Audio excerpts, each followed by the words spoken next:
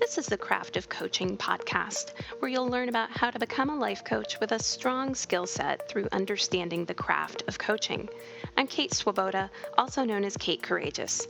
As the director of a life coach training program called the Courageous Living Coach Certification Program, I'm passionate about the craft of coaching and how we evolve the skills and the industry. Learn more about our program at teamclcc.com, and here's today's episode. All right. Before I get into the topic of today's episode, I wanted to give a quick shout out to some people who have recently left iTunes reviews. I so appreciate you. Cosmic Alignment says, I love this podcast. I've been binging on it as soon as I found it. Super helpful tips and teachings.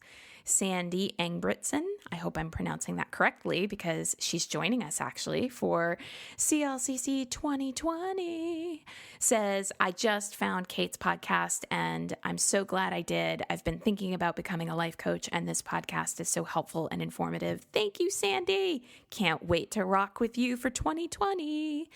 Auntie Bree says, love this podcast. Informative, real, authentic, just what I was hoping for. Oh my gosh. Thank you. Thank you. Thank you. I really appreciate it. And anybody who's considering leaving a little iTunes review, I know it takes a couple minutes out of your day, but it's just so appreciated. It's the gift that keeps on giving because that's how more people find this podcast. So if you've gotten benefit from any of the things that I've shared from episode 1 through now, I would so appreciate your review on iTunes. So now let's get into today's episode. The topic is how to explain life coaching to someone. Good topic, right? The craft of coaching is all about the craft of coaching. And that means that I don't get into like a bunch of marketing techniques. There's already a gazillion podcasts out there about how to market your coaching business. I'm getting into what it actually means to be a coach. And one of the things that it means to be a coach is that you pretty regularly are going to need to explain life coaching to people. So let's get into how to do that. I know because I'm the director of the Courageous Living Coach Certification that this is a topic that comes up every year with every single cohort. How do I talk about what it is that I do as a coach? First with family and friends, later with people who could be potential clients. And at the root of this, it's how do I explain what life coaching is to someone? So let's get into that. People have confusion over what life coaching is. We know this. They wonder, how is it different than therapy or counseling? And I have been a life coach since 2006, which means that I've been a life coach for a very long time. In some ways, I am a life coach dinosaur, and I'm proud of it. And here is my observation. When people wonder what life coaching is, usually what they're really wondering or wanting you to tell them is how it's different than therapy. And if you have ever been in a conversation with someone where you're trying to explain what life coaching is and the person just kind of keeps going, you mean so it's like a conversation? So why couldn't you just like talk to a friend? Then if you felt that frustration because you've experienced powerful coaching in particular, you know that it can move your life forward in really beautiful ways.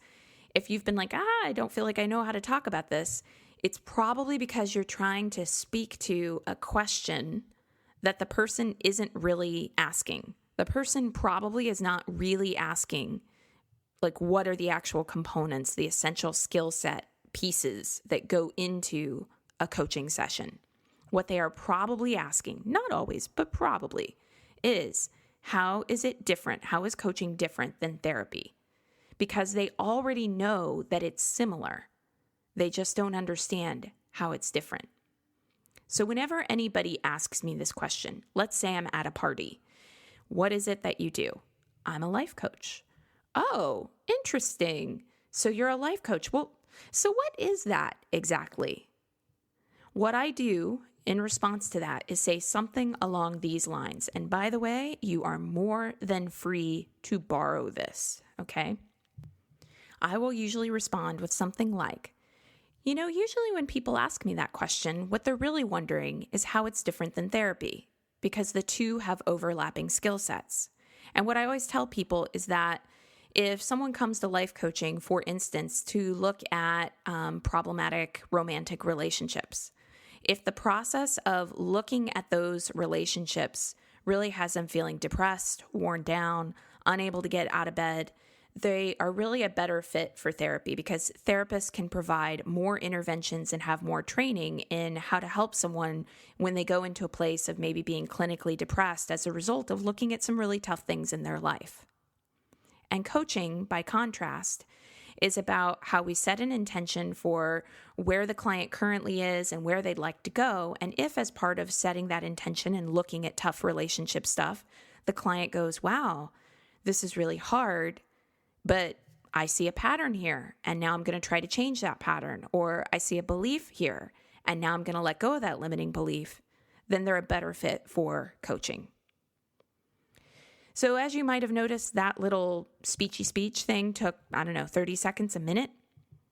And usually that's all someone needs. What they're really wondering is, how do I know if I'm a better fit for therapy or for coaching? And typically when I say that, if I'm asked at a party, what is it that you do? People will go, oh, sounds like I could use a coach, which is a good thing to hear, right? If you're wanting to get some clients and work with some great people. So my suggestion, if you are trying to figure out how to explain life coaching to someone, is this: don't lead with, at least, trying to explain the skill set of coaching. Just simply speak to the fact that usually what people are curious about is how it's different than therapy, and here's how I think it is different than therapy. That's my personal suggestion. And people tend to learn better through examples, I think, which is why I give an example. Just if somebody's struggling with relationship issues and through that they go this way, therapy. And if someone's struggling with relationship issues and through that they go this other way, then coaching. So that's the type of thing we'll do. Now let me speak to skepticism, because you are going to encounter people who are skeptical. First thing I'll say about skepticism. There are people who are skeptical about therapy. There's this term that started to get thrown around more in the 60s called head shrinkers. And I don't know all the etymology of that particular word, but basically it was this idea that psychotherapy was this thing that weak people did who needed to sit around wallowing in their problems, and a therapist was going to try to somehow come in and bolster your self-esteem and convince you that you were okay, but really it was just a big waste of time and money talking to someone.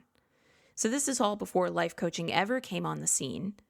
And there are still people today who think that therapy is pointless, think that it isn't effective. We have so many clinical studies showing that therapy actually is very effective. In fact, there are clinical studies that exist that say that there's no one therapeutic technique that necessarily trumps all. CBT, cognitive behavioral therapy, and DBT, dialectical behavior therapy, both have a lot of really great success rates with multiple populations, I guess you could say. But what they've found is one of the biggest factors for whether or not a therapeutic protocol is considered successful is, does the client feel like the therapist actually cares? Isn't that amazing? I mean, it makes sense to me. We find this with parenting too. In Freakonomics, they talk about how, there's no actual parenting style that is the best parenting style out there. That the factor that determines whether or not your quote unquote parenting style is successful is actually, are you the kind of parent who would even want to have a parenting style? So in other words, do you care? Do you care? And I use this term style very loosely, whether we're talking about parenting or therapy or coaching, it's really all coming back to, do you care, and does the client feel cared for? So when you get people who are skeptical, first, just remember there are people who are skeptical about therapy, even though it's well established and very clinically effective, as has been demonstrated by a number of research studies. So people who are skeptical about coaching, they're out there, they exist. And I believe that people who are skeptical about coaching have just never experienced powerful coaching, or maybe they've been coached and they didn't even realize they were being coached. Because if you experience something as powerful, then of course you're going to go, oh, okay, this is valid. But here's the other thing I'll say about skeptics. Do not bother. Do not waste your precious time, your precious breath, your one precious life, trying to change someone's mind about what coaching is. They are not your potential client. And I know it can be really heartbreaking when you're deciding to become a coach and a family member in particular or a partner is not supportive when they are skeptical. And that is usually the biggest temptation, trying to convince someone close to you. But I'm saying don't even bother trying to convince them. Let them see the benefit of coaching in how you show up, in your way of being. Let them see that as you coach other people, those people are helped. Let them see on their own. Don't even point it out to them. Just let them see what they're going to see. And they might not. They might not ever. But you can see it, and that's really what matters. But just spending a lot of time trying to convince people who are just clearly skeptical, who think coaching is just, really worthless or something, why bother? And very rarely, I have run into people at parties who are like, yeah, I just think coaching is like a big MLM scheme. It's just like a pyramid scheme. And if I've told someone that I'm a professional coach and they say something like that to me, I have no qualms about turning them and going, wow, that really seems kind of rude. I mean, if you think that, great, but this is my profession. And that response to what I do for a living really seems rude. It's like, call them out. I mean, if somebody's being an asshole, I'm not saying you meet them at their level and you say mean things and, start a street fight, right? That's not very life coachy. I'm laughing with you here. Sense of humor, everybody. But you can go ahead and I'm thinking of Iyanla Van Zandt right now. Call a thing a thing. If somebody's being rude, they're being rude. And you can go ahead and point that out. And it is just flat out rude to be standing with someone at a party and, you tell them your profession and then they just crap all over it. That's rude. So, name it, call it out, call it a thing, right? Now, let's say that someone is genuinely interested in what the coaching skill set is. So again, the party example, you've met someone, they want to know what the difference is between therapy and coaching. You give them a little example to try to explain it because they know it's similar, but they want to know how it's different. So you've gone through all that, and now they are genuinely interested in the actual skill set. Well, what you could share with them, again, I like to try to work with something that paints a picture or kind of gives an example sort of sense of what's going on. But you could share with them, well, coaching is a process of setting an intention for where the client wants to go and addressing the specific roadblocks the client is encountering. And that is either going to be through reframing mental stuff or taking some kind of action.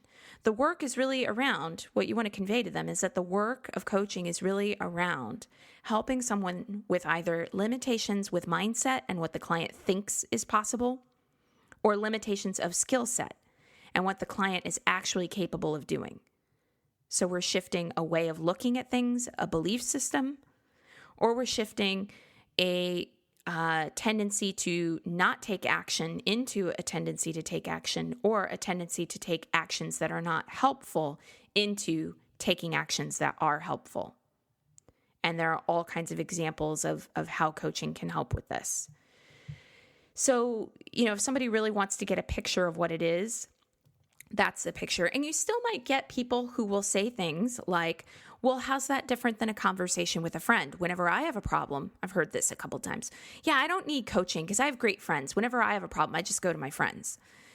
Well, awesome. Great. If you have friends who literally will get on the phone with you at appointed times and give you an uninterrupted hour of their time completely for free to totally focus on you and your intentions and your goals and all of your questions, and they expect no reciprocity whatsoever, they expect no airtime whatsoever to talk about their own lives, then I hate to tell you this, but that friend is actually an unpaid coach in your life, right? Because when I sit around and hang out with a friend, there's reciprocity involved. Like, it's an even exchange. I listen, they listen. I talk about things that I'm thinking about. They talk about things they're thinking about. And coaching is co-created between two people, but the emphasis is on the client's agenda. And if you want a little more on that, check out the episode on essential life coach skills in the Craft of Coaching podcast, because I actually talk about that, about how coaching is not just a conversation. Conversations are reciprocal. Coaching is co-created between two people, but all the emphasis is on the client's agenda, what the client is trying to create, and where the client is trying to go. The last thing I'll say about this, practice. I know this sounds a little bit weird, but actually talk to your coaching colleagues and say, okay, let's try explaining to one another what coaching is in as succinct and simple and straightforward a way as possible. And I encourage you to practice that, because those moments when you meet people at parties or when some rando skeptical person arises, you want to be prepared, because it doesn't feel good to run into somebody like that and feel like you're only confirming their worst assumptions because you can't find your words. I remember feeling that way when I first started as a coach, and feeling like, okay, I'm in this industry that people are skeptical about, and I don't even totally know how to explain it. Well, guess what? That's a problem that you sitting here right now are empowered to solve. And you are empowered to solve it in the form of, I know how to talk about what it is that life coaching is. I know how to explain it to someone. And I'm really clear about how I'm going to handle situations where someone's skeptical. And I personally am giving you full permission slip to, if someone's skeptical, just pivot to a new conversational topic. And if someone is rude, you just let them know, like, hey, wow, that really felt rude. This is a profession that I care about and that I know has helped other people. And you are saying things about it that are borderline condescending, if not outright insulting. And I don't appreciate it. And maybe you're hearing me say that and you're a little bit like, damn, girl, you'll say that to somebody? Yeah, I will. Because coaching has changed my life in profound ways. In ways that therapy was not changing my life, frankly. And in ways that a lot of other interventions were not changing my life. So I have respect for my profession. And if anybody else is going to have respect for my profession, I figure it had better start with me having respect for my profession. I stand in my profession. I have seen how it has changed lives, not just mine, but the lives of my clients. I have seen how coaches that we've trained through CLCC have gone on to do amazing things and help others. So I stand in that, and my chin is up and my shoulders are squared. And I would say, this is the call for you to decide. I am going to learn how to explain what I do to people. And I just don't have time for anybody's BS skepticism. I'm going to stand in respect for my profession because it matters to me to do that. All right, that's today's episode. If you have found the information that I shared today helpful, would you do me a favor? Hop on over to iTunes and leave us a review. The more people who leave reviews, the more likely people are to find out about this podcast, which is so helpful. If you're interested in the Courageous Living Coach certification, you can find us at teamclcc.com. That's teamclcc.com. And as always, thanks for listening.